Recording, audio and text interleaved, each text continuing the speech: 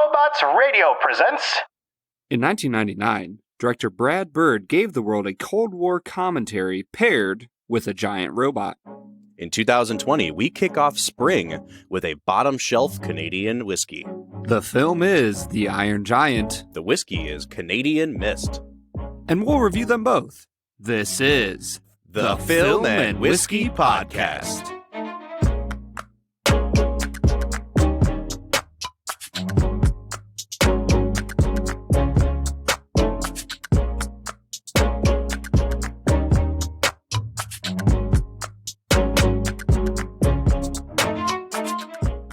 Welcome to the Film and Whiskey Podcast, where each week we review a classic movie and a glass of whiskey.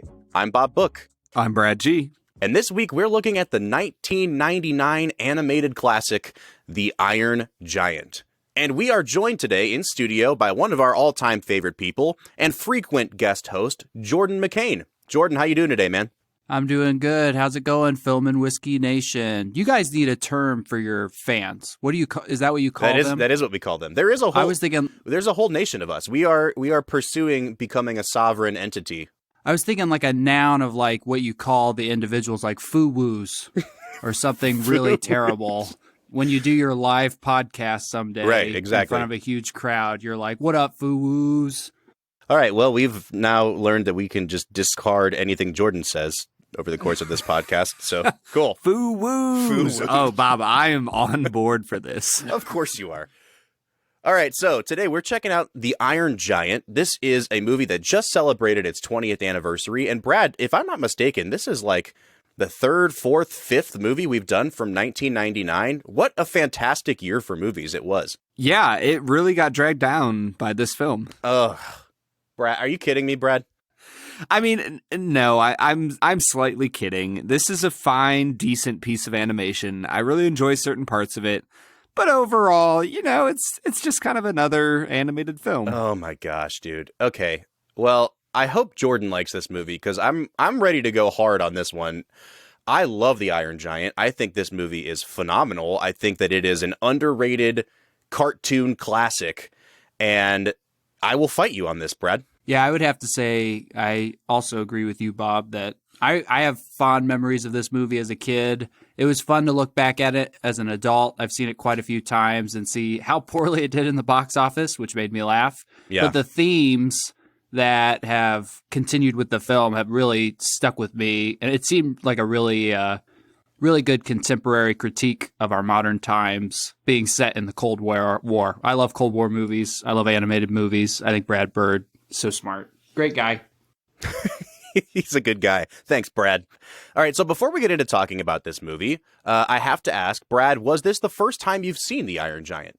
Yeah, amazingly enough, having grown up in the 90s, like 99, I was 9 years old. I should have seen this movie, but I've never seen it, even to this day. I just haven't watched it. So I'm actually in the same spot you are, Brad, because this movie, like Jordan said, it came out, it did not do great at the box office. It was considered a flop. Warner Animation was not really a huge animation studio, and certainly having this movie bomb at the box office did not help. But then almost immediately after it flopped at the box office, it started getting kind of a cult following. Critics were saying that it was a movie that people had kind of missed the bandwagon on, that they should check it out again. I think Cartoon Network bought the rights to show this on TV, and once they got the rights to it, they showed it all the time. And I remember seeing it for the first time on Cartoon Network, and so it had a ton of commercial breaks. But every time they came back from commercial break, there was an announcer that said, "We now return to the animated classic, The Iron Giant." And I was like, oh, an animated classic? And I'll tell you what, like watching it as a 10, 12-year-old, this movie just absolutely captivated me because I think that it portrayed childhood in a different way than what I was seeing in Disney movies. It's a much more sort of adult movie in terms of its themes. It deals with life and death. It deals with the things that kids were going through in the Cold War. You know, I think that they have a really sort of clever way of working in nuclear holocaust into like the plot of this movie. But I was just captivated by it. And it sounds like Jordan was too. And Brad, seeing this movie now at almost 30 years old, it seems like this movie just did not capture your imagination the way it did with us. Yeah, see, here's the thing, Bob. there's certain things about this movie that I really enjoyed. Like at the start of the movie, when they show the video of the kid sitting at the desk and, they're like, oh, if a nuclear bomb hits, hide under your desk with your hands over your head. And like they literally have a video of the entire world around them as this giant crater. And they're still safe smiling under their desk. Right. I don't remember if they do it or not, but the kid's pretty much like giving a thumbs up like, hey, I'm good to go. Nuclear fallout can't hurt me. So like there's certain parts of this movie that I genuinely enjoy, that are funny, that are whimsical, that are interesting. I thought the animation style was really beautiful. It honestly was reminiscent of like Beauty and the Beast for me. Mm-hmm. There's times where my wife and I were watching this and she goes, oh, I feel like when she was looking at Jennifer Aniston's character, she's like, I feel like I'm looking at Belle from Beauty and the Beast. Yeah. So like, I think the animation style was beautiful. I think the voice acting was really great. I thought Eli Marienthal killed it as Hogarth Hughes. I mean, he just did a spectacular job.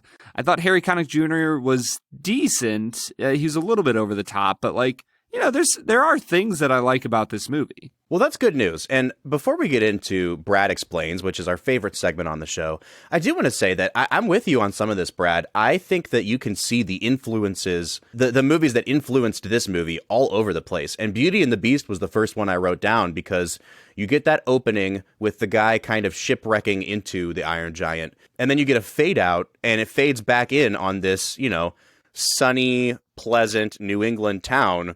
And even the music cues are like, you think they're going to go into the opening song from Beauty and the Beast. It was like very shamelessly ripping off Beauty and the Beast in those early moments.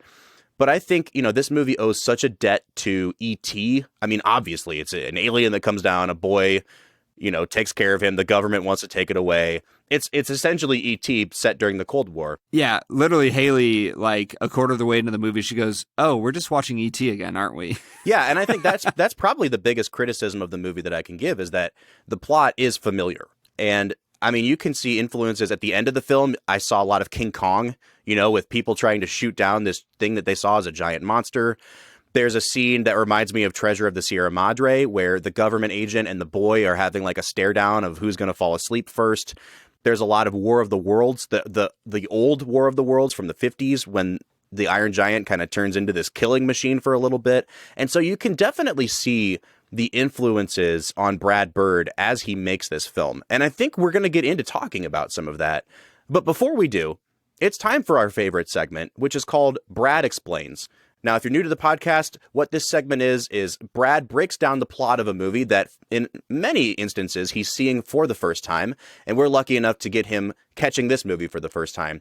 So, Brad, can you explain to us the plot of the film, The Iron Giant? Man, I don't know if I'm up to it, Bob. That's a hardy task. We'll just copy and paste your breakdown from E.T. and we'll be good. Oh, all right. Well, then let's move on. So the movie The Iron Giant is about a young boy named Hogarth Hughes. His mother is a waitress at a local diner. Dad's not in the picture, a la Pixar. He is just kind of living his life. I think that the movie is set in like the late 50s to the early 60s. He's this cute kid who enjoys being out in the woods in their New England town. And eventually he is out and about and he finds this iron giant that has crashed through the sky from unknown reaches of outer space. It has come ashore and it eats metal. And it attempts to eat a giant power converter station and it electrocutes the heck out of him. And Hogarth turns off the power station by magically finding the giant on-off switch, turning everything off and saving the Iron Giant. And from there, a friendship is formed. He begins to hang out with the Iron Giant. He eventually finds a way to feed him at a local scrapyard. And so the movie is about how he's kind of trying to keep him hidden so that the government and the town doesn't find out about him. But of course, this fails. And at some point, the government comes to destroy the Iron Giant. It's in the middle of the Cold War. It's extremely fearful of enemy technology coming to destroy their nation. And so they move to attack it. And lo and behold, their worst fears come true. The Iron Giant is a technological terror. You know, he is destroying the town. He's acting in aggression towards the military. And it takes a heroic sacrifice of Hogarth to stand in front of the guns, and he eventually stops the Iron Giant.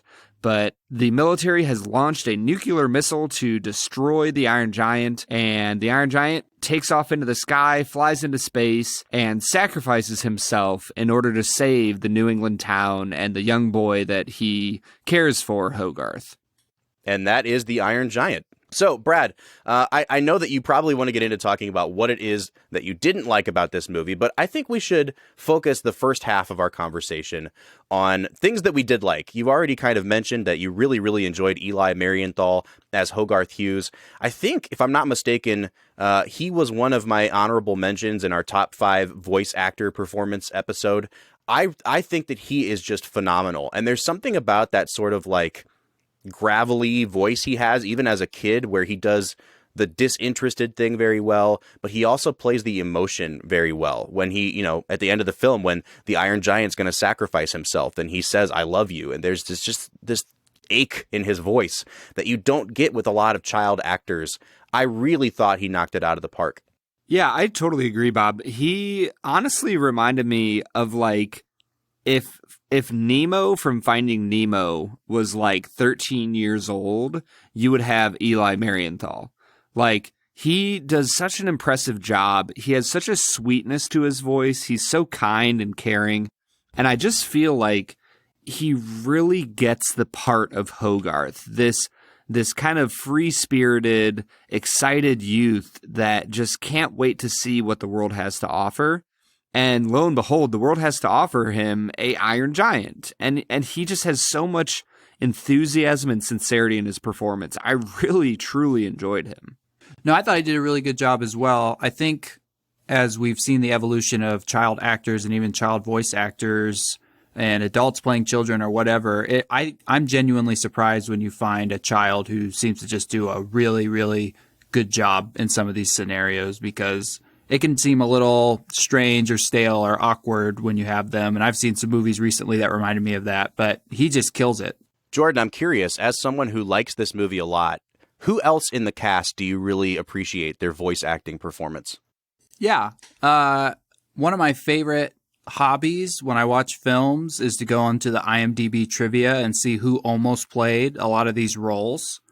And I love Christopher McDonald as Kent Mansley. He, throughout his career, has been like the expert of very small roles. I've loved him as, I forgot that he was Shooter McGavin in Happy Gilmore, which is just such a funny role to think about it.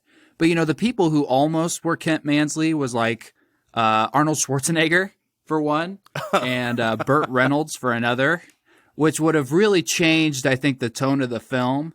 But for whatever reason, this small time kind of actor guy really killed it, portraying an agent, a government agent who's just really trying to prove himself and is really desperate all the time to do a good job.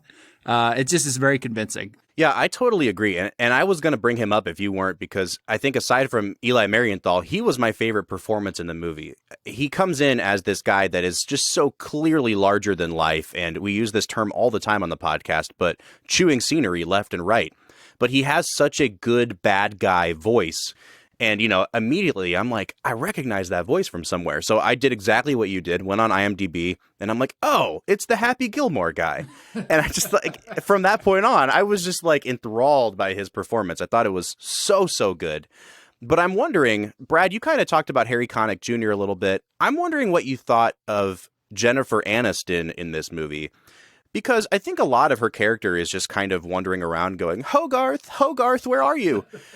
And to be honest, like, I can't tell if I just didn't care for the character, if it was just an underdeveloped character, or if I just don't really think that Jennifer Aniston is that good of a voice actor. Because even in those early scenes with Hogarth's mom, she's kind of, I don't know, it seems like she's just kind of dialing it in a little bit with her performance, and you don't really get the vibe of like, I am an overworked, exhausted mother from her performance. I think the script keeps telling us that, but she kind of just sounds like Rachel from Friends walking into the room and being like, oh, Hogarth, I'm really tired. And I just, it didn't work for me. I don't know. What did you guys think of her performance? Well, see, my struggle with Jennifer Aniston, and I think this isn't a new commentary, is that she is always Rachel from Friends. That she always kind of just has that kind of sickly sweet persona of Jennifer Aniston. I don't know. That's the problem with her, but it's also the charm of her. And honestly, I agree with you that her character was underdeveloped and it just seemed like she'd played a very minimalistic role in this movie. But I actually really like Jennifer Aniston as a voice actor. She has such a sweetness to her voice that when you don't have to see her physically acting, the voice really comes through strongly, and I actually really enjoy her. For me, it was interesting because the other role in which she's an overworked waitress that I can think of her in is in the movie Office Space. And I think actually in that movie, she plays a better version of tired of the world, annoyed with the world, Rachel from Friends, rather than this one where it does kind of feel like she is a cartoon. She's always kind of hopeful, and she's always looking ahead at the beautiful horizon, and she just kind of has this, I don't know, I don't want to call it sickly sweet, but it's kind of a really sweet performance that fits Jennifer Aniston really well. Yeah, ironically, Brad, she also plays a overworked waitress in the first many seasons of Friends as well. So I think that's kind of, maybe that's her niche. Maybe that's what she was going that's for. Her niche. I think it's hard to tell. She's just flipping through scripts in the late 90s like, come on, waitress. I honestly think it's hard to tell with animated features. She definitely didn't do anything wrong that broke the immersion of being in a cartoon. But in some ways, you have to wonder when you're not tapped on the shoulder again to do some animated features. Maybe she just kept saying no. I don't know if she was offered all kinds of roles. But I would agree that there was certainly nothing extraordinary about her take on the character. Yeah, for sure. All right, before we go to our break, I want to talk about kind of the structure of the movie, the script of the movie. Bob, we haven't talked about Vin Diesel as the Iron Giant. I'll tell you what, if you put Vin Diesel as Iron Giant up against Vin Diesel as Groot, who wins that fight? Because he probably says more words as the Iron Giant, but is he more emotionally resonant as Groot? He says 54 words as the Iron Giant. 54 words. I love that Jordan's just in the background shouting out that information. Yeah, he says I looked it up. 54 words. 54 different words as the Iron Giant. I don't think he says that many as Groot. My money's on the Iron Giant. All right, wait, was that a joke? Because I'm pretty sure he says 3 words as Groot. He says I am Groot. He says 4 words as Groot. He says I am Groot many, many times, and then he says we are Groot. He says we are Groot. All right. So he says 50 more words as the Iron Giant. Yeah. It's crazy to think about, but Vin Diesel has perfected the large, mostly silent character.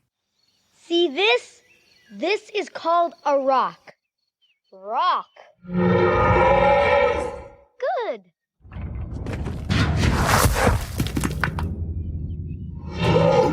Yes. No. That is a tree. Rock. Tree. Get it? That's right. I would like to hear if you added up, all 58 words that he has said as the Iron Giant and Groot over the years, compared to the paychecks he got for all those movies. And just, we counted out how many dollars per word this man gets as a voice actor. See, now it's got to be in the millions at this point. Yeah, and the crazy thing is, I'm not sure that Vin Diesel actually knows many more than 58 words. I was going to say, I don't know what the word count for the Fast and Furious movies is when he does Dominic Toretto, but I can't imagine it's many more than 54 words. It's pretty much the same thing as Groot, because he, instead of saying we are Groot, he just says we are family. Yep. That's all he says. Yep. As someone who has never seen the Fast and Furious movies, I'll take your word for it. I believe that those are the things he says. Okay. Brad, what we're actually doing is we're going to hold out until there are 32 Fast and Furious movies, and then we'll just do a whole season of the podcast on them. All right, so before we get to our break, I do want to talk about Brad Bird as a director, and helping with the screenplay of this movie. One thing that really stuck out to me about this film is it is an hour and 27 minutes, including closing credits. It is a very short film. And I think that for parts of the movie, the efficiency of the film really, really works. This thing moves like gangbusters. And I actually was really impressed in the early scenes. You could kind of tell that they were trying to move it along and not have any fat on this thing. I remember when Hogarth first gets home from kind of messing up the diner and he's watching a scary movie on TV, and then the TV goes out. He says, "Stupid antenna." And then it immediately cuts to him opening a window in a different part of the house.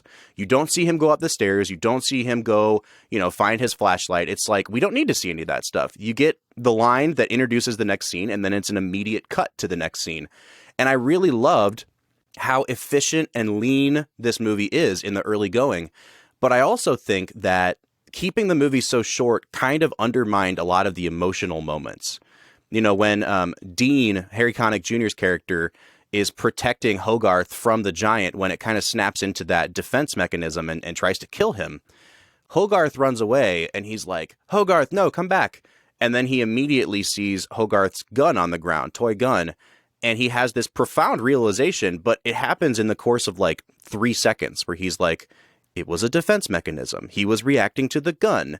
And then it cuts to Dean rescuing Hogarth on a motorcycle. And it's like your character just had a major shift in attitude towards the Iron Giant. And you did that whole shift in about 3.5 seconds. And I think sometimes those moments don't get quite the time they need to have like an emotional resonance. Yeah, I really struggle with certain aspects of Brad Bird's filmmaking, and yet there's certain moments where he uses like camera angles and he pans the camera in a way that mimics, live action filmography so well. He captures characters' emotions extremely well with his camera movement in this movie. But I would agree, there's a few moments where you're like, man, Brad, like you only went on this for like an hour and 25 minutes. You probably could have given an extra 10 minutes to maybe flesh out a few of the scenes a little bit more deeply. I was wondering about the runtime, and I've recently become an avid user of Disney Plus because all 30-some seasons of The Simpsons are on there. And I had a moment of realization that I kept seeing Brad Bird's name in the credits for The Simpsons. I'd totally forgotten that he started a lot of his career on writing, producing, and directing some of the best seasons of the really iconic TV show. And I was wondering what it would be like to try to transition from that. And really his next big project was The Iron Giant. I wonder how a tight 22-minute TV show that is a cartoon influenced his ability to make like a feature-length film. Jordan, I think that's a really good point. And when we get back from our break, I think we should talk about some of the flaws with this movie, because I don't think it's a flawless film. Brad clearly doesn't think that. But before we get to that point, let's hit pause. And we're going to start a new segment for the next few weeks on our show called the Spring of Swill, where we're going to be sampling lower shelf whiskeys. The kind of whiskeys that you might take one look at and say, I'm not sure about that. So for the next 7 or so weeks on the podcast, Brad and I are going to be exploring budget whiskeys and telling you whether or not we think they're of any value. Yes, Bob, and for the first week of our Springtime of Swill, we will be misting some Canadian whiskey into our nose holes. All right, well, let's get to it, Brad. We're going to try some Canadian Mist.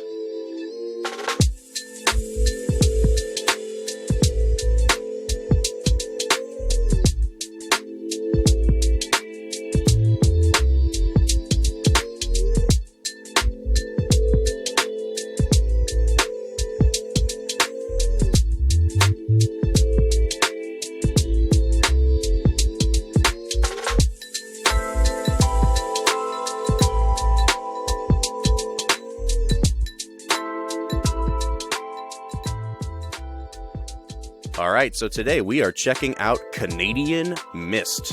Now, as we said at the top of the episode, we are leaning into springtime with our Springtime of Swill.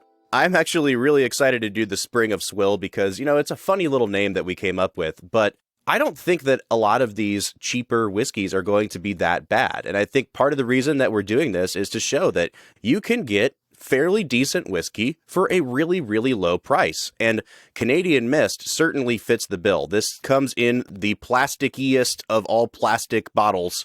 We got 2 little just shot size samples to try, and they were 99 cents a piece. So, Brad, we have invested $2 whole into drinking this whiskey today. Man, we got an entire week's worth of recording for $2. $2. I'm excited about that. This is only the second Canadian whiskey we've done on the podcast. Canadian whiskey is not highly regarded around the world. You know, a lot of people just don't view it as a legitimate source of whiskey, but hey, we do. We'll try anything on this podcast. So we're back to the wonderful country of Canada. We're trying this Canadian Mist. This is a blended Canadian whiskey. On the bottle, it says that all of the whiskeys that are in this blend are at least 18 months old. So it's not insanely young, but this is also not nearly as aged as that Canadian Club 12 that we tried in season 1. Yeah, and I remember enjoying that Canadian Club a little more than I had expected to. So I'm curious to get into this Canadian Mist. I am too, Brad. I think the thing that I remember about drinking Canadian whiskey is that it tends to just not have a lot of complexity to it. It's pretty straightforward. A lot of times it's a lower proof, so there's just not usually as much going on. I think that's maybe why some whiskey lovers around the world just kind of discount Canadian whiskey. But especially for the price, you know, if it tastes good, I'm going to give this a high score. So let's get into it, Brad. What are you picking up on the nose of this Canadian Mist? Honestly, as I nose this whiskey, I am getting up hints of gasoline. Wow. That's actually really surprising. I don't know if it's because we're using different glassware, Brad, but when I poured this out, it is like, I love it. It's overwhelmingly sweet, and you know how I love my sweet whiskeys. I'm getting just like nothing but like Heath Bar, toffee. I couldn't pick it up at first. I was like, is that caramel? No. Is it butterscotch? No. It's like, it's nothing but toffee. And it is like, I think most people would be turned off by this nose because it's like sickeningly sweet coming out of my glass. Yeah, I mean, it's not that it's not sweet. It's kind of that, like, I don't know, like, it just reminds me of gasoline in the sense that, like, it has this kind of strange sweetness to it. And yet I think that I might die if I drink it. So we've already started off with a glowing review from Brad. I'm not picking up any sort of weird smells on this. It's pretty much just toffee for me, which it's not a very complex nose. It has a very sort of creamy, you know, just Heath Bar kind of scent to it. After a couple minutes, I have picked up a little bit of that sort of scotchy earthiness you get. We even got it on some of the Irish, like on the Redbreast. I have just a hint of that. But Brad, I really, really love this nose. I can tell already that you don't, but I'm going to start us off in a very high spot and give this a 9 on the nose. What the Bro, I don't know what you're drinking, but this is completely different on my end. Wow, Bob, that is a impressively high score to give it. I don't even know if you gave Quinta Rubin a 9 out of 10 on the nose. Like, I think that you might be hinting at your value score already in the way that your nose score is colored. For me, I do notice those earthy notes. I think that's a lot of what I'm picking up. I was about to say that this isn't the worst smelling whiskey I've ever smelled, but I might be lying. I'm going to give it a 1 out of 10. Oh my gosh. Actually, since we go in half point increments, I'm going to give it the lowest score I can, a 0.5 out of 10. I wonder if we just have 2 very different samples of this whiskey, because it can't just be glassware. There has to be something else going on. I really, really love this, Brad, and I'm not picking up any of that sort of gasoline-y smell. So maybe you should just plug your nose as you take a sip, because you're clearly picking up something else. I might have to. Let's give this a sip. Oh, God. Oh, man. That's not great on the front. What happened to your bottle of this whiskey? Did you leave it out in the sun to bake and then, bury it in the snow during the winter? Like, what happened? I might have. So the front end of the tastes like gasoline. The back end actually isn't too bad. It's somewhat pleasant. I'm getting a little bit of caramely, almost like what you said, a little bit of toffee on the finish. But the opening, like, first taste bud that it touches, it tastes like gasoline. For me, I don't know, like, right up front, the flavor is very sweet. It has that very creamy kind of texture that I picked up on the nose. There's a lot of vanilla on this. There's a lot of that toffee on this. I think it's really consistent with what I picked up on the nose of it, I think I'm going to give this an 8 out of 10. I really like the flavor. I'm shocked that you're picking up such different notes on this. Yeah, the front end, like I said, the moment it touches the tip of my tongue, I'm still getting that full blasted nose gasoline. And so it ruins the taste. I'm going to give it a 1.5 on taste. Honestly, it finishes really smooth. I mean, I'm sure that I'm not going to look, but I'm sure that it's an 80 proof whiskey. It is, yeah. It finishes really smooth. And that's where a few of those sweeter notes come out. It does kind of taste caramely, toffee-like on the back end. I'm actually going to give it a 7.5 on the finish. This is we are comically opposite each other today. I have no idea. Are you sure you're drinking Canadian Mist? Bob, I will say this. With my first 3 scores, I have now reached your first score. All right, so here's what I'm going to do. Before I give my finished score, I want Film and Whiskey Nation to just commit with us to go to the liquor store and buy a $1 worth size shot of this and let us know what you think, because we have to find what the rest of the world thinks of this, because we are so humorously, comedically far apart on this. Yeah, Bob, this is ridiculous. I don't know what you're getting on the nose. I can taste it at the end. Like I said, the finish actually isn't that bad. If I didn't have to drink the stuff, if I could just get like the back end of it, I'd be like, yeah, that's a solid 10. I don't even know. Is a fifth of this like $10? Yeah, it's exactly $10. So wow. Call me Nostradamus. I will say that I think the finish is actually the worst part of this. It's real short. It's slightly bitter. It's got kind of a prickly feeling. That's where a little bit of the alcohol comes out for me. But it's not drying. It's refreshing. I just don't think there's really anything to write home about with it. It's less impressive than the nose or the taste for me. I'm going to give it a 6 on the finish. So you actually gave it a higher score on finish than I did. And that takes us to overall balance. Now, this is, in my opinion, a fairly well-balanced whiskey. I think that it's not very complicated, but for the price, it's kind of like, so what? There's a lot of toffee. That toffee note carries through to the taste. It's really, really sweet. I don't get a lot of bitterness on this. I don't know how, I just don't know what Brad's tasting, and I'm sure he has no idea what I'm tasting because we are so vastly far apart on this. But I'm going to give it a 7.5 on the balance. Yeah, I'll go ahead and give it a 3 on balance. Like, it has something going on at the very end. The nose definitely gives me what the taste ends up being. But yeah, it's not very well balanced. It's just kind of a 3. And that brings us to overall value. Now, in the state of Ohio, a fifth of Canadian Mist will cost you exactly $9.99. So this is, I believe, the least expensive whiskey we've ever had on this podcast. And I'm not going to lie. I think this is a tremendous value. I think that this would be one of the best $10 you could spend and get a whole fifth of whiskey. Is it a great whiskey? Probably not. Like, if this cost even $20, I think my score would be wildly different. But I was expecting something that was going to make me just want to pour this down the drain. And I did not find that to be the case. I really, really enjoyed the flavor on this. I think if you want to use it for a mixer, you can. But there's just such a rich, kind of creamy, toffee goodness to this that it's worth $10. Brad, I'm going to give this a 9.5 on value.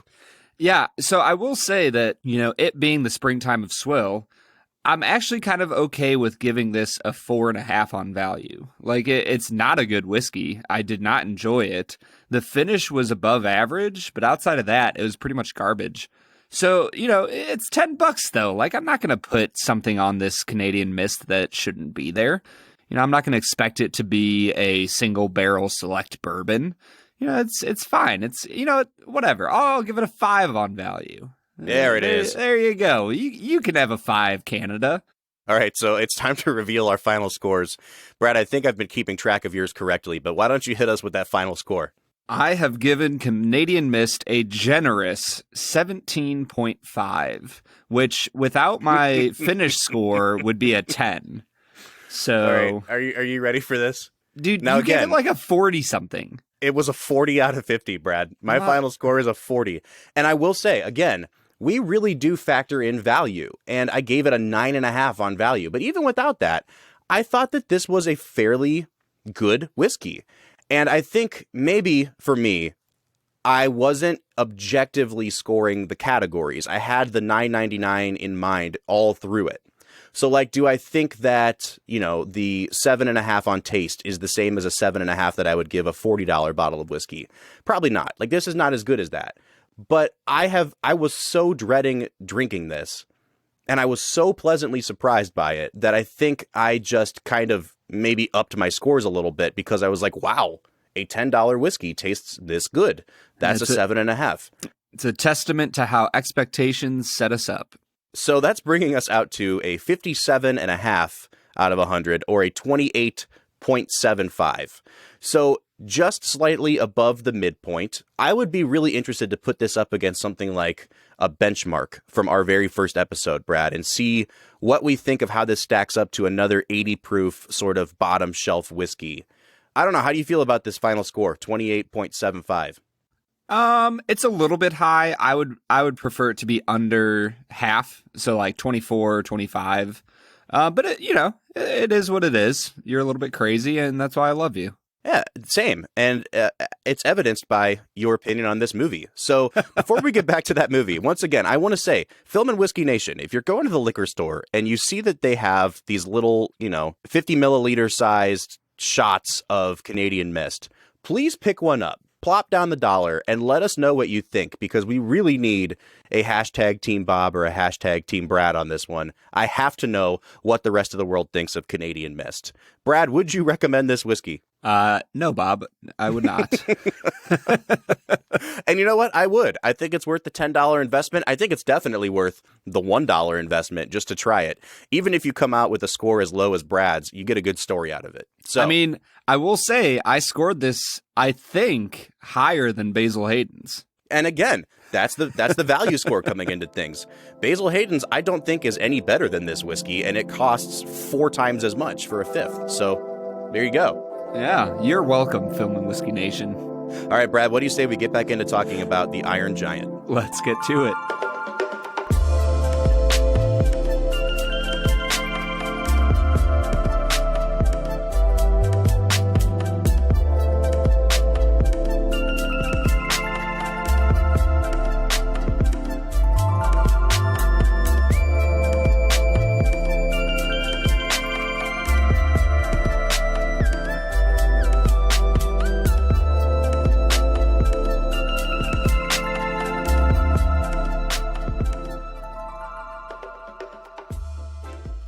All right, so that was Canadian Mist, the best whiskey of all time, according to both me and Brad.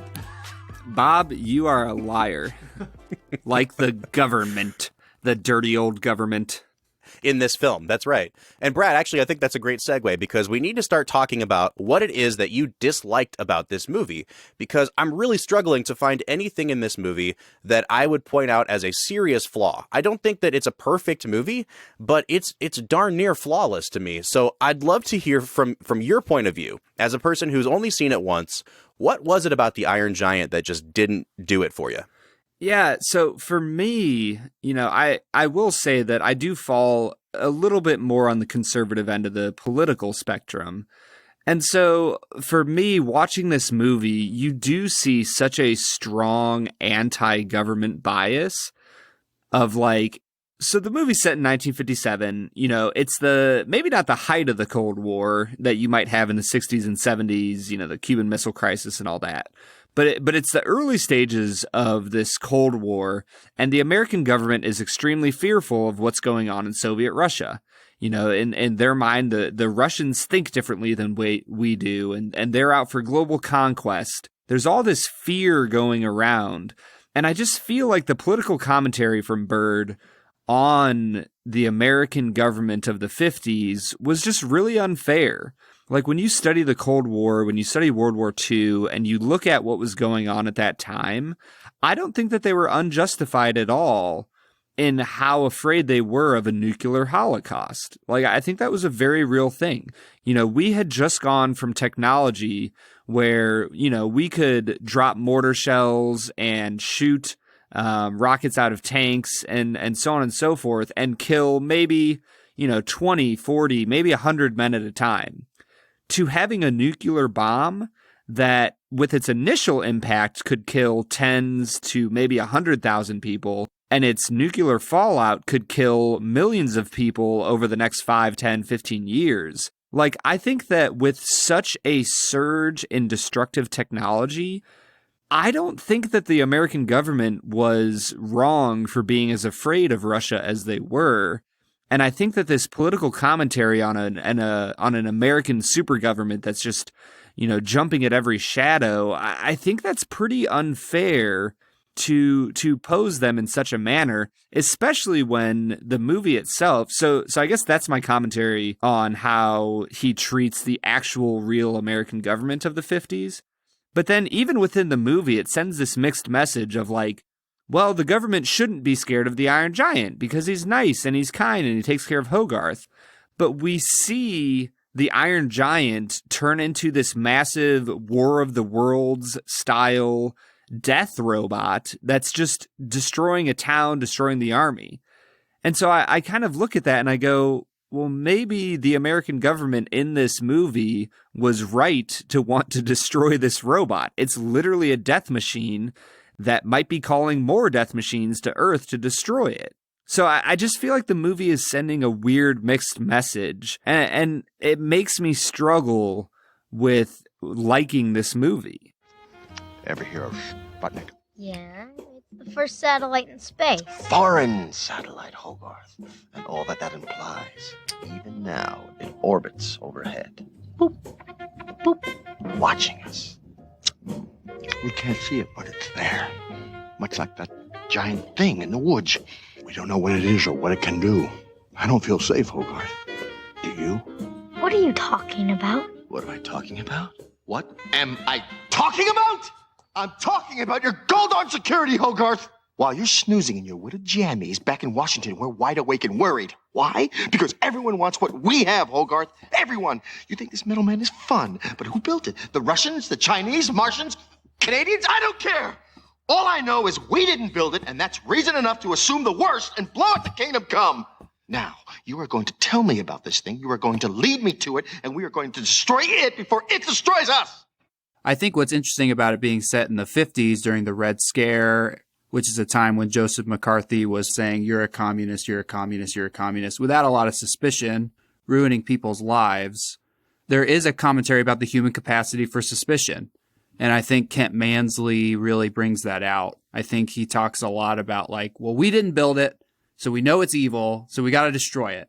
And what I love about when I watched it this time around is Kent Mansley is contrasted from the Iron Giant, who kind of, yes, like has the capacity for great death and destruction, but it's kind of like this pure, loving thing. There's no room in his heart for change. There's no room in his heart for like tolerance or openness. And I just thought that was really interesting to see. Especially, I was really influenced when I was reading some work on it, and Brad Bird said one of the premise for the film is, what would it be like if a gun didn't want to be a gun anymore? If it had a soul and it didn't want to be a gun anymore. And I really saw that conflict play out really well, and how the giant was working through his own stuff, which seems kind of silly to say when it's a robot who could barely speak. But I think it portrayed a lot of emotion and self-awareness and like searching. And in the end, makes like this beautiful ultimate sacrifice that even Kent Mansley wasn't willing to make, when he says like, well, screw the government or screw America. Like, I'm getting out of here. But the giant, being kind of like this barely, what seems to be something that's barely alive, decides to sacrifice himself. I thought it was a really cool take on what should be in our hearts. Like when our hearts are open to love, when our hearts are open to change, and when our hearts are open to see people in a different light. Yeah, and going off that, I'm kind of surprised, Brad, that you saw the portrayal of the government the way you did, because I think, at least for me, I kind of made a distinction between the portrayal of Kent Mansley, a selfish, arrogant, ambitious, cutthroat kind of guy who isn't thinking through his actions, and the portrayal of the military especially. I thought that the general, he had a healthy sense of skepticism about what Mansley was doing. He was clearly thinking more logically than anybody else was. He decided to stand down when he was convinced by Dean that the creature only reacted violently in self-defense. And I think, this is not an overly complicated movie. I think that it's pretty clear that the Cold War sort of setting of the movie, it's providing a commentary on a lot of things. And the Iron Giant kind of represents the threat of Russia in a way, or any sort of enemy country, if you think about it that way. Like you said, Brad, it's clearly been designed to destroy. And so if you're looking at the differences between communism and capitalism or democracy, like, I think that what the movie is trying to show us is that even something that's designed to destroy something else can make a decision, can make an appeal to something deeper, something more human. And I think the Iron Giant, being this alien creature, comes into all these people's lives, these people who are concerned about what's Russia going to do to us? Are we going to be able to survive a nuclear bomb? Things like that. And he actually teaches these people how to be more human. He learns what it means to say no, even to the thing that he's designed to do, which is to destroy. And like Jordan was saying, I think Brad Bird's purpose in making this film was to explore the idea of what if something that was designed to destroy had a soul and decided it didn't want to destroy things anymore. And I think it's actually a really beautiful message, because it's not only teaching us as people who live in a specific country on Earth to not necessarily be as afraid of other things, but it also appeals to ourselves and to, the people that we consider our enemies, that there is something deeper than that. There's something more human. There is a way of love and sacrifice where you lay down your own priorities for the betterment of others. Giant? Oh, God. You stay. I go.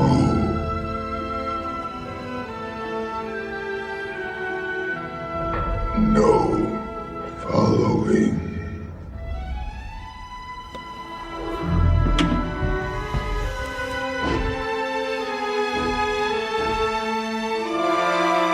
I love you.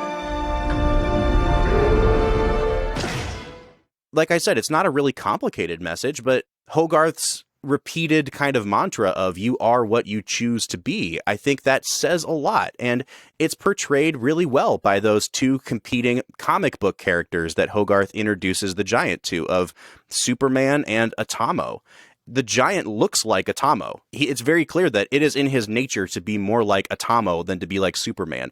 But he makes the decision to go against what his nature is for the betterment of himself and for others. And so I didn't see this so much as a critique of the government as much as I saw it as a critique of our kind of tendency as human beings to want to destroy something before we understand it, and to want to act, in a violent and destructive way, even if we're kind of perpetuating the cycle of violence instead of deciding to end it. Yeah, I don't think that you're wrong in those in that analysis. I think that there is a lot of beauty in the way the Iron Giant kind of changes his nature and chooses to live into the Superman, style of life, of caring for others, of being self-sacrificial. I guess it's still just, I don't know, it just didn't hit home for me in that way. And in the first viewing of this movie, just kind of coming into it with some knowledge of what happens, it seemed to me like the big message did feel like that, the government is just bad. And I do agree that the military is portrayed differently with a sort of honor to them. But I don't know. It just didn't hit the right tone for me, really in the final half of the movie, in a way that I didn't think it would. All right, so I think it's time for us to give this movie our final scores. Jordan, I'd love to hear from you first. What kind of a score would you give this film? Yeah, I tried not to be emotional about it, but I did watch that final scene again with tears in my eyes, asking myself if I'd be willing to make the same kind of sacrifice that the Iron Giant would make for those he loved. And so I'd give this movie a solid 8 out of 10. It's just one of my favorite movies of all time. Just really happy to have been able to watch it again. I'm very curious, Jordan. You say that this is your favorite movie of all time, and you give it an 8, one of your favorite movies of all time, and you give it an 8 out of 10. What would it take for a movie to get a 10 out of 10 for you? There have been forms of media that I feel like have truly, in the long run, changed my life. And those movies, I think, in the long run would be a 10 out of 10. This movie is a special film, and I love its themes, but it's I think it would be difficult for me to give much of anything a 10 out of 10, to be honest. Yeah, no, I think that's a fair observation.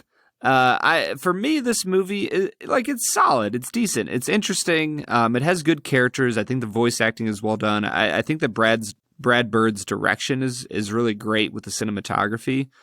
It was just kind of the overall theme and message of the movie that I struggled to, I don't know, kind of coalesce with, to really believe in.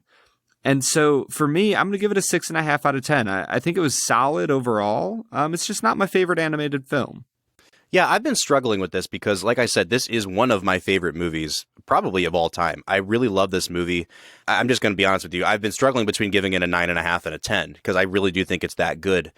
For me, it's kind of coming down to the quickness of the movie and how quickly it gets you in and out. Because I think that this movie has all of the ingredients to be a perfect film. Like everything I want in a movie is there in this movie. It's almost like if you were going to make the perfect cake, but you didn't quite let it bake long enough. Like there's just a few moments where I feel like this movie is rushed, and it could have used even just a few seconds more to really hammer home some of its emotional points. I really want to give this movie a 10 because I think, to me, it's so important to me and it means so much to me and I love it so much that I want to give it a 10. But objectively, I think that it's probably a 9.5. And so I'm going to be the objective person here, and I'm going to say I'm going to give this movie a 9.5, which means that Brad and I are coming out to an average of an 8 out of 10 on this movie. Actually, Bob, I do know what would have made me give this movie a 10 out of 10. What's that? I discovered that it was produced in part by Pete Townsend of The Who, and that he wanted to turn it into a musical. And I don't know what it would have been like for Vin Diesel to sing as the Iron Giant, but I assume that whatever that would have been, I would have given it a 10 out of 10 for sure. Yeah, a musical version of Vin Diesel would have been spectacular. But yeah, I mean, I could see anybody giving this movie an 8 out of 10. It's solid. It's interesting. It's fun. It just didn't resonate with me quite as deeply. And honestly, I probably would have resonated more deeply with this movie at the age of 9 when it came out, or 12 or 15 or even 18 or 19. But I don't know, maybe I'm just a curmudgeonly old 29-year-old that didn't quite jive with it. Who's to say?